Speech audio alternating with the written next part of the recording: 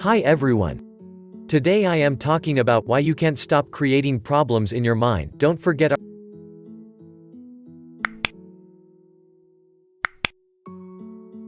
our brains are designed to worry, and they're good at it. They're built to determine the next big thing to fix. This is a great thing. It's a cognitive feature that has led us to evolve the way we have.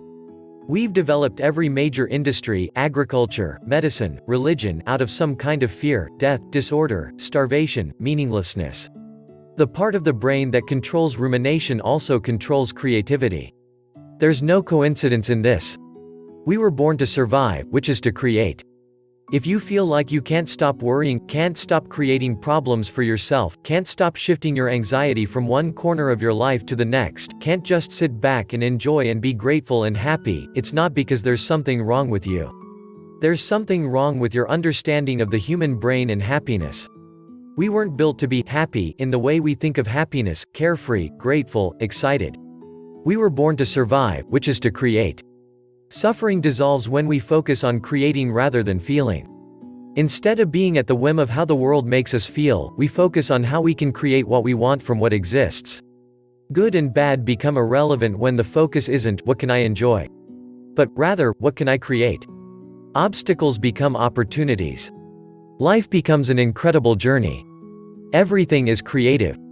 You are creating cells and thoughts as you read this. You are creating code too as you exhale. When you're spending time with someone you love, you are creating your relationship. Every time you work, you are creating money, you are creating skill.